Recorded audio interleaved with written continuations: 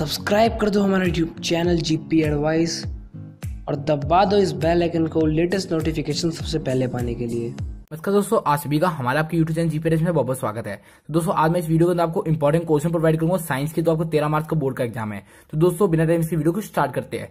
दोस्तों video start करने पर मैं आप सभी को बताता हूँ, अभी वीडियो को पॉज करो और एक कॉपी और पेन ले लो अपने हाथ में, और मैं जो क्वेश्चन आपको बताऊंगा उसके हाथों हाथ उसके सॉल्यूशन लिख लो। ठीक है, सॉल्यूशन लिखो और चेक करो। जब मैं आपको सॉल्यूशन प्रोवाइड करूंगा उसके बाद चेक करना कि आपने जो सॉल्यूशन लिखे वो सही लिखे है गलत लिखे है। तो दोस्तों बिना टाइम इसकी वीडियो को स्टार्ट करते हैं। दोस्तों सबसे मैं बताता हूँ कि जो इंपॉर्टेंट क्वेश्चन है इनका बोर्ड एग्जाम में आने के बहुत बहुत चांसेस है। पक्का नहीं कह सकता कि आएगी पक्का, लेकिन इसके बोर्ड एग्जाम में इस टाइप के क्वेश्चन आपके बोर्ड एग्जाम में आ सकते हैं।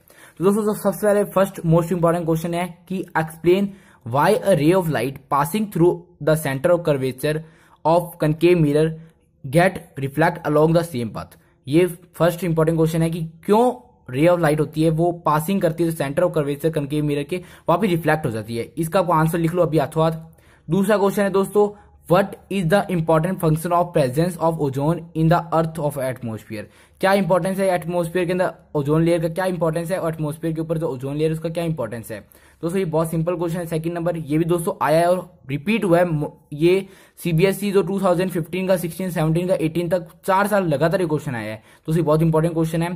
थर्ड क्वेश्चन है, तो आपको मैं थर्ड क्वेश्चन बताए पहले आपको बताता हूँ कि आपको इन जो भी क्वेश्चन मैं बता रहा हूँ इन सभी का सोल्यूशन मैं डिस्क्रिप्शन दे रखा है। तो दोस्तों इन क्वेश्चन को पहले आप सारों को सॉल्व करो, उसके बाद उनके सॉल्यूशन डिस्क्रिप्शन में जाके चेक कर लेना। मैं डिस्क्रिप्शन का लिंक दे रखी, उसके मैंने सारे क्वेश्चन को सॉल्यूशन दे रखा है। दोस्तों थर्ड इंपॉर्टेंट क्वेश्चन है वो ये है कि dark reaction of photosynthesis does not need light, do plant undergo dark reaction at night. मतलब ये क्वेश्चन पूछ रहा है कि अगर फोटोसिंथेसिस करने के लिए लाइट नहीं चाहिए तो रात को क्या वो जो प्लांट्स होते हैं वो खाना बनाते हैं फोटोसिंथेसिस के जरिए। तो दोस्तों ये थर्ड क्वेश्चन पूछा है। फोर्थ क्वेश्चन दोस्तों, how are they we able to see distant and nearby object clearly, which part of eye help in changing curvature of lens, why no image is form at blind spot. दोस्तों ये question भी important है। Fourth question भी दोस्तों important है, इसको mark कर।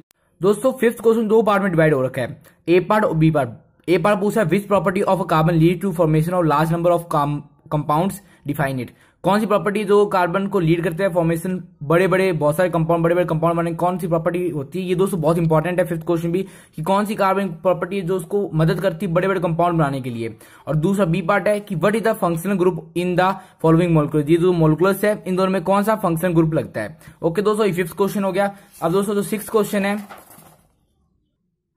दोस्तों सिक्स क्वेश्चन भी दो पार्ट में डिवाइड हो रखा है। उसका ए पार्ट है कि why magnification is taken negative for real image and positive image for virtual image, sorry positive for virtual image. मैं वापस क्वेश्चन नंबर 6 रिपीट कर रहा हूं, why magnification is taken negative for real image and positive for virtual image. दोस्तों इस question में पूछा जा रहा है कि जो अपने न्यूमेरिकल करते हैं उसके अंदर अपने जो रियल इमेज होती है उसके नेगेटिव मार्क लगाते हैं और जो वर्चुअल इमेज है उसमें पॉजिटिव क्यों लगाते हैं, इसका आंसर देना है। और दोस्तों जो बी पार्ट है वो ये है कि why convex mirror is use in rear view mirror and not concave mirror. क्यों अपने जो पीछे का जब आपने जो बैक साइड की कोई भी चीज देखनी है उसके अंदर अपने क्यों कन्वेक्स मिरर को यूज करते हैं, कनकेव मिरर का क्यों यूज नहीं करते। ये दोनों ही दोस्तों बहुत इंपॉर्टेंट क्वेश्चन है, ये हर साल पूछे जाते हैं। ये दोनों फिजिक्स की बहुत इंपॉर्टेंट क्वेश्चन है। क्वेश्चन 7 भी दो पार्ट में डिवाइड हो रखा है। ए पार्ट ये पूछा है what are the magnetic field lines, how is the direction of magnetic field at point determined. दोस्तों क्वेश्चन नंबर 7 का ए पार्ट है कि what are the magnetic field lines, how is the direction of a magnetic field at point of determined. इसका तो B part में आपको diagram बनाना है। इसमें डायग्राम को बनाना है कि draw the two field lines around bar magnet along its length on it two side and mark the field direction on them by arrow marks. Okay दोस्तों ये बी पार्ट, इसका डायग्राम बना लो अभी हाथों हाथ वीडियो पोज करके। उसके question number 8 और क्वेश्चन नंबर 9 लास्ट दो क्वेश्चन रह गए। ये दोनों ही क्वेश्चन बहुत इंपॉर्टेंट है और बड़े बड़े मार्क्स में पूछे जाते हैं। दोस्तों क्वेश्चन नंबर 8 4 पार्ट में मैंने डिवाइड किया है। क्वेश्चन नंबर 8 का ए पार्ट पूछ रहा है mention the pH range within which our body works, explain how anti acids give relief from acidity, write the name of one such anti acid.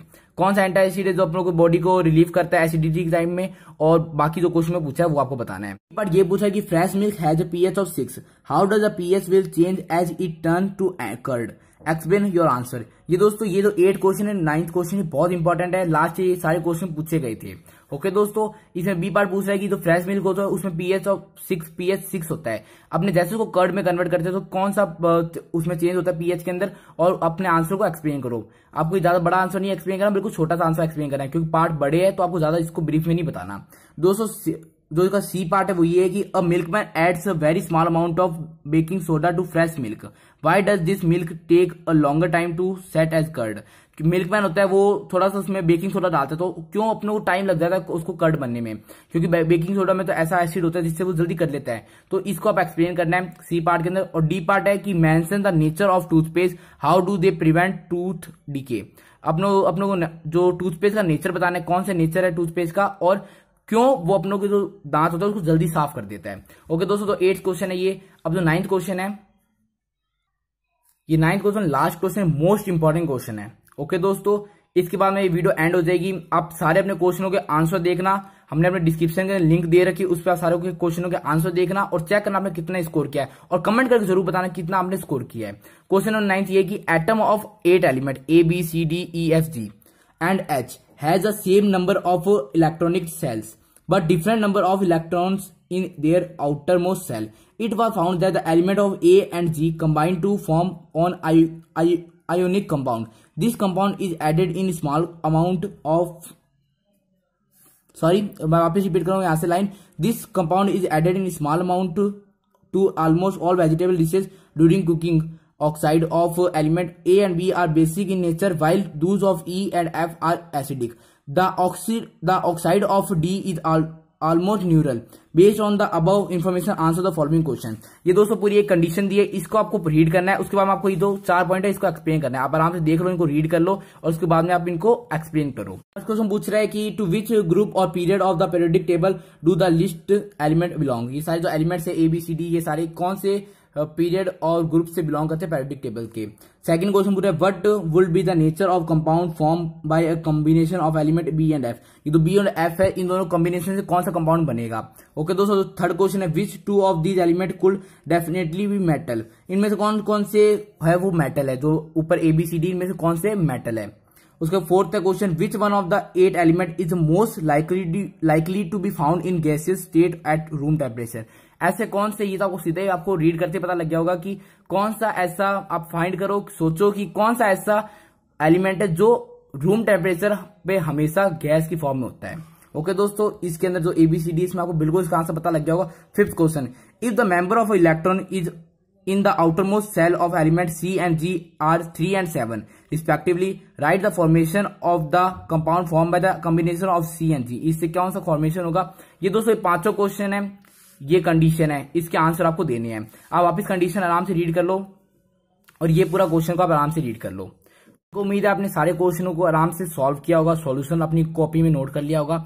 इसका दोस्तों सारे आपने सॉल्यूशन लिखने में कॉपी में अपने आंसर लिख लिए होंगे। उसके बाद दोस्तों आपको क्या चेक करना है, डिस्क्रिप्शन में हमने लिंक दे रखी है, उस पर इस टाइप की www.gpadvicenotes.blogspot.com की मैंने लिंक दे रखी है, उस पर क्लिक करो। मैंने सारे क्वेश्चनों के क्वेश्चन भी लिखे, नीचे उनके आंसर दे रखे हैं। उन सारे क्वेश्चनों के आंसर को रीड करो और आराम से अपनी प्रिपरेशन करो। दोस्तों अपने फिर मिलेगी नेक्स्ट वीडियो में, जिसके मैं आपको और इंपॉर्टेंट क्वेश्चन प्रोवाइड करूंगा साइंस के। अगर दोस्तों हमारी इस वीडियो में आपकी थोड़ी बहुत भी प्रिपरेशन कराई है और आपको थोड़ी बहुत भी तैयारी हुई है, तो दोस्तों प्लीज वीडियो को लाइक करना, अपने सारे फ्रेंड्स से शेयर करना, जिससे उनकी बोर्ड एग्जाम के लिए अच्छी तरह प्रिपरेशन हो सके। और दोस्तों आपको सभी के आपकी बोर्ड एग्जाम के लिए बेस्ट ऑफ लक। और जरूर अपने जितना आपने स्कोर किया है, जरूर अपने आउट ऑफ 9 में अपना जितना भी स्कोर किया है वो जरूर आप बताना। दोस्तों फिर मिलेगी नेक्स्ट वीडियो, तब तक आप सभी को आपके बोर्ड एग्जाम के लिए बेस्ट ऑफ लक।